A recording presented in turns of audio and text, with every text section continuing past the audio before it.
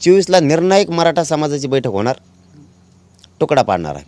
निर्णायक तुकडा पाडणार. नेमकं काय असणार आहे? असणार 24ला. तुम्ही बघा आता आम्हाला सहनशीलतेच्या समाजाच्या पलीकडे समाजाशी चर्चा करून समाजानं आम्ही ठरवणार.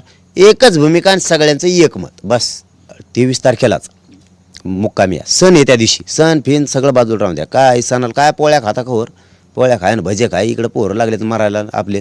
त्यामुळं ते सण आहे त्या दिवशी आणि पण रविवारी म्हणून आपण ते घेतलेले आणि सकाळी 10लाच घेतो. सणाला जायचं असलं तरी लोक 2 वाजेपर्यंत आपण रिकामे करणार आहेत. आपण आपल्या गावाकडे जायला. आणि लांबच्या जिल्ह्यातले जे मराठा बांधव आहेत त्यांनी मुक्कामीच यायचं. कारण तिकडं ग्राउंडवर आपण जिथं सभा झाली होती तिथंच मंडप टाकतोय आपण. त्या मंडपमध्ये रात्री झोपायची व्यवस्था राहणार आहे. उन्हाळा आहे का थंडी वाजायचं काम नाही काय नाही. तिथं पाण्याचे टँकर ते सगळी व्यवस्था करून ठेवणार आहेत आम्ही सुद्धा, जेवणाची सुद्धा. त्यामुळे कोणाला काही अडचण येणार नाही. सगळ्यांनी मराठा समाजानं ताकदीनं प्रमुख लोकांनी सगळ्यांनी यावं. ज्यांना शक्य आहे त्यांनी सगळ्यांनी यावं. आता मात्र निर्णायक बैठक घ्यायची. निर्णायक बैठक घ्यायची. मराठा समाजाची पुढची दिशा काय, कारण त्यांची दिशा त्यांनी ठरवली. सगळ्या स्वाऱ्यांची अंमलबजावणी दिली नाही, गुन्हे मागे घेतले नाही, आचारसंहिता लावून बसले, म्हणजे आमचं वाटोळं करून बसले. आता त्यांनी तो डाव टाकला. आता मराठी 24च्या नंतर प्रति डाव टाकणार. आम्ही नाही हारणार, म्हणजे फडणवीस साहेब नाही हारणार. जर आपण पाहिलं तर मनोज जरांगे पाटील यांचा आरक्षणाचा लढा 29 ऑगस्ट 2023 पासून सुरू झालेला आहे. आता या तारखेला 6 महिन्यापेक्षा जास्त कार्यकाळ निघून गेलेला आहे.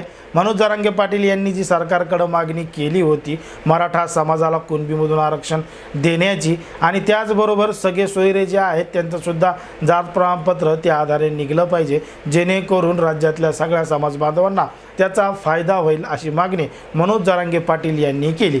आता त्या संदर्भात सरकारच्या वतीनं अनेक वेळा शिष्टमंडळं पाठवण्यात आली होती. त्याच्यावर तोडगा काढावा, निर्णय घ्यावा, त्यांचं उपोषण सोडवावं, असं हे मागच्या 6 महिन्यापेक्षा जास्त कार्यकाळामध्ये आपण बघितलेलं आहे. पण मात्र ऐन वेळेला जेव्हा मनोज जरांगे पाटील यांचा मोर्चा मुंबईच्या दिशेनं गेला, वाशीमध्ये धडकला, त्या ठिकाणी मुख्यमंत्र्याच्या वतीनं सरकारकडून त्या ठिकाणी आश्वासन देण्यात आलं आणि मग त्याच्यावर एक वेगळाच निर्णय घेण्यात आला. सगळ्या सोयऱ्याची मागणी पूर्ण केली नाही. मग मनोज जरांगे पाटील यांनी पुन्हा एकदा आरक्षणासाठी उपोषणाला बसले. त्यानंतर कशा पद्धतीनं राज्यामधलं वातावरण तापलेलं होतं हे सुद्धा आपण पाहिलेलं आहे. पण मात्र सरकारने सगळ्या सोयऱ्याची मागणी अजूनही पूर्ण केली नाही. त्याच्यानंतर मनोज जरांगे पाटील यांनी विविध शहरांचा, जिल्ह्यांचा, गावांचा दौरा चालू केला. मोठा पाठिंबा मनोज जरांगे पाटील यांना सुद्धा मिळाला.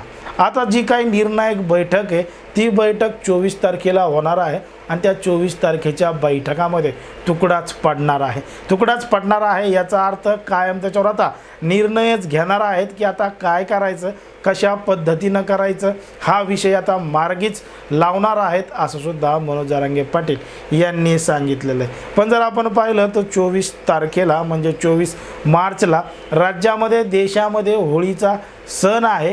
पण तरीसुद्धा सणासूद सोडून समाजासाठी, लेकरा बाळांसाठी एकत्र यायचं आहे आणि निर्णायक बैठक घ्यायची आहे, असं मनोज जरांगे पाटील यांनी सांगितलेलं आहे.